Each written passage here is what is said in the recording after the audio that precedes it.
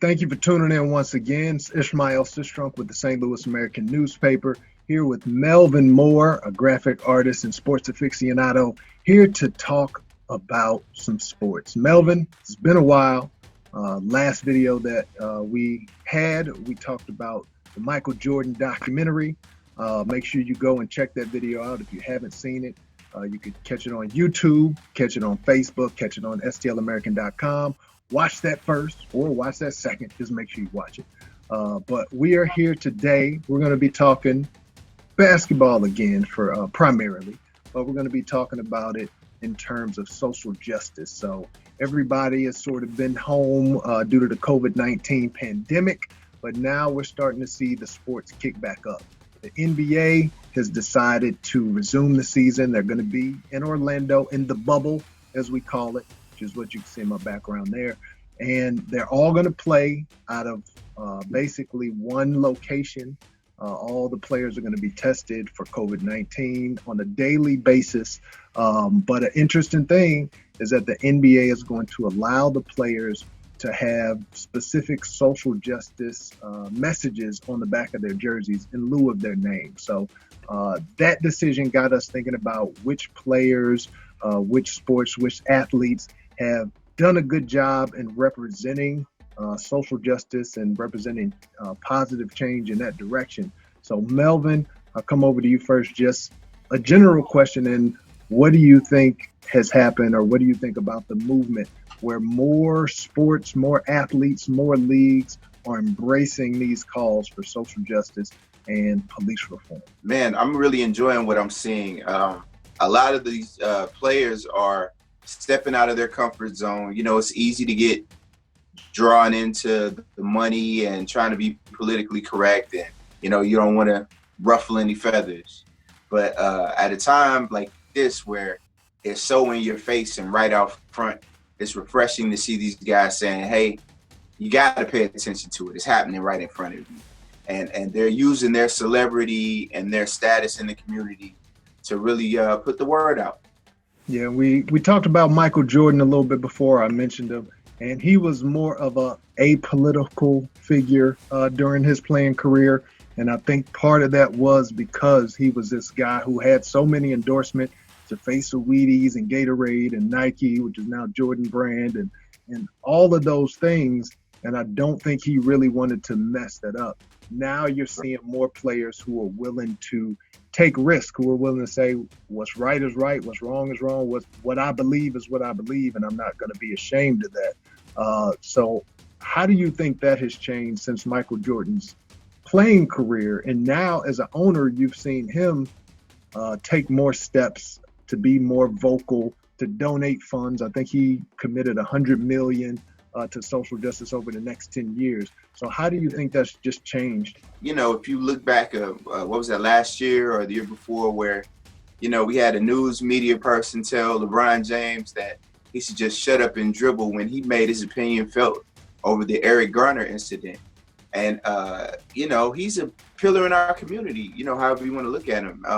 And it's like, for a person to tell him that he doesn't have an opinion, that he should just be a dumb athlete, I think that's terrible. And, you know, he stood up for himself, and a lot of guys are following suit like that. You know, I've seen one of the coolest things I saw come out of the shortened NBA season this year is the Toronto Raptors. They had their team buses wrapped with Black Lives Matter around all the windows, and then the players had the shirts on when they got off the team bus. That's huge, you know what I'm saying? And I've spent time in Canada. It's a very multicultural place in certain parts, and for them to do that was big to me. That was huge. Yeah, and we've seen that it's not limited to just the NBA. We saw in NASCAR, Bubba Wallace, he wrapped his car in a Black Lives Matter, you know, wrapping. Although a couple days later, unsurprisingly, we saw another driver had the Blue Lives Matter car come out. So that's so NASCAR. Yeah. But also in the Premier League in soccer, those teams had Black Lives Matter on the back of their jerseys when they started to resume play. The WNBA has been about this social justice life from the beginning. So I think the WNBA and the NBA together have really been outspoken, whereas leagues like the NBA and some of these other professional leagues have been behind. NFL, MLB, NASCAR, as we talked about, have been a little behind. But I will give NASCAR props too. They banned the Confederate flag. That was a good move too. So at least they're trying. I think one of the cool things I saw come out of the WNBA, you of course had Maya Moore, who was still, in the peak of her career. She's in her prime, and she retired to take over social injustice in the prison system. She actually helped out with a young man's case from right here in Missouri, and got his case overturned where he was charged as an adult, and the case was really shaky. And his name is Jonathan Irons. Even in Atlanta, they have a player named Angel McCarthy who she suggested that they put the names of these victims from all of these incidents on the back of their jerseys. So in this coming season, she's going to be wearing Breonna Taylor's name on her back. So just things like that are innovative, and it's once again a way to get your voice heard and keep the situation in the forefront. Right. Yeah. Shout out to the WNBA because they came out and basically dedicated the entire season to social justice causes. So shout out to them for being at the forefront of that.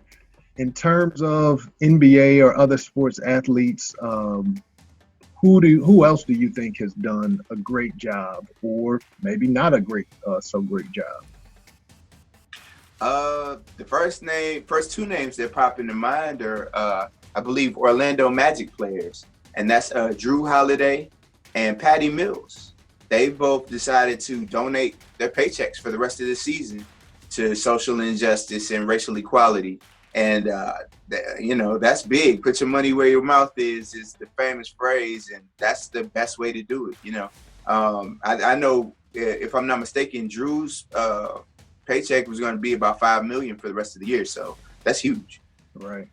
Yeah. At the end of the day, if you can put money together, if you can put an organization together, if you can put boots on the ground to really get to trying to solve this, I think that's a great thing. One player I wanted to commend, and I don't remember if he's donated salary, but I do want to say I appreciate the growth of Dwight Howard. Dwight Howard has kind of been seen throughout his career as maybe a little bit more immature. He's caught a lot of flack. He bumped heads with Kobe. And Dwight Howard has been one who has talked about Breonna Taylor consistently, like, hey, what we're talking about this and that. What about the cops who killed Breonna Taylor? Why are they still free? He was hesitant to come back and play because he said he wanted to spend time with the family. He wanted to work on initiatives to help fight social injustice. So I think just seeing that growth from him, having this reputation as a guy who just wanted to party and joke, to a person who's really taking this seriously, I think it's great. Yeah, definitely. Dwight Howard, put on the mask, brother. Put on the mask. As we've seen him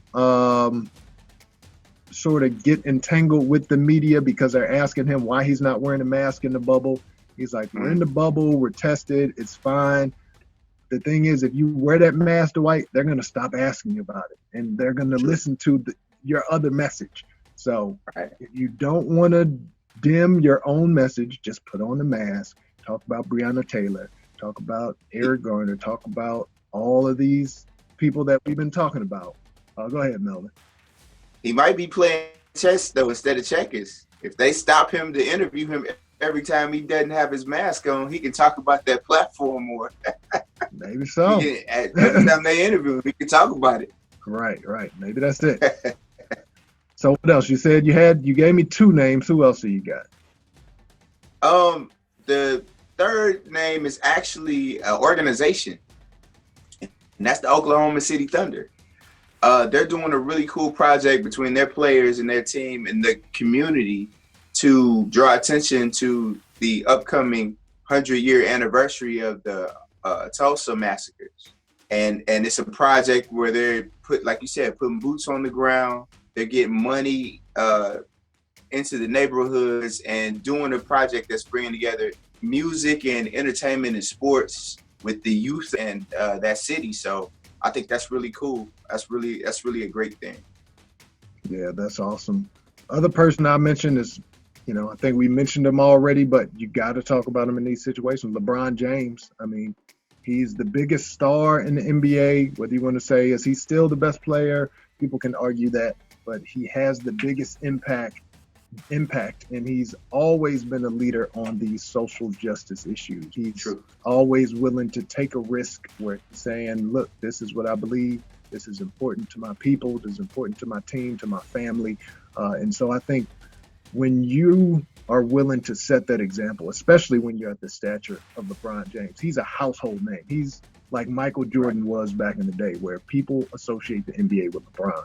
And so when you're always willing to speak out and not care about the ramifications, not worry about if it's going to hurt your pocketbook or if fans are going to be mad, I think that encourages other players, lesser players, people who may not make the max. Maybe you only make $5 million a year versus whatever LeBron's 35 or 40 million that he's making. But I think when he speaks out, that gives these other players who may not have that power and influence, but they know that they still have a voice and they still can reach people. It gives them the courage as well. Yeah, I feel like his background is really a big part of him having that stance. By him being under the spotlight for as long as he has, and he's been under scrutiny, from the Sports Illustrated covers, those in one tattoo, all of that. So I feel like he's got a pretty thick skin, but his ears are open and he pays attention to what's going on. If you look at a lot of these situations, he knows that could have been him. Right. As a 16, 18, 20-year-old kid, in the streets of Ohio, and it's like he knows, hey, we gotta stop this. You know what I'm saying? We gotta get this knocked out. Yep. So I guess lastly, as we wrap up, so what do you think about the idea of the NBA allowing social justice messages on the back of jerseys? Now, I know one thing that brought them a little bit of scrutiny is they provided a list for the players. Some of those slogans is Black Lives Matter, say their names, vote, I can't breathe, justice, peace, equality. But some NBA players were a little bit unhappy because they weren't asked for submissions. They weren't asked for their opinions. This list was just kind of thrust upon them. So what do you think? Should the players have been given a voice? Should they be given a voice now? Or, is the NBA's list that they provided sufficient? I mean, just the term freedom of speech is negated when you give me a list of what I can say. You know what I mean? So I feel like each player should have been able to put their own message within reason. Maybe the coach or the team captains would be the ones that would be able to say what can and can't be put on the jersey. Vote amongst yourselves. But I do feel like, you should be able to personalize the message that's on your back if that's how you feel. Yeah, I feel like the players should have been asked, like their opinion should have been solicited, but I don't mind the NBA sending sort of a final list because you never know what some of these players are going to put on there. Like I said, when we came in NASCAR, we had the Black Lives Matter card, then you had the Blue Lives Matter. James Harden got in a little bit of hot water because he had the Blue Lives Matter mask on with the American flag with the blue stripe. Harden said he didn't know what it meant. He just thought it looked cool. Other people were like, yo, we're in a social justice. We're fighting against police brutality, and you're out here supporting the police at this time. So who knows what really happened. But I think if you allow every player to put any message on there, I think you're going to run into some issues. You're going to run into a little bit of friction that may be counterproductive to what they're trying to do. I don't know why, but the XFL popped into my mind when you remember when they were letting them make their names up on their jerseys? Right. Everybody remembers He Hate Me. He that hate was the one everybody remembers. But yeah, I agree. I can see that. It's a lot of times where I mean, look at even like personalized license plates. They get through the system because nobody knows what it means. So I could see that. I could see that too. Yeah. Yeah. Put a little restraint on it.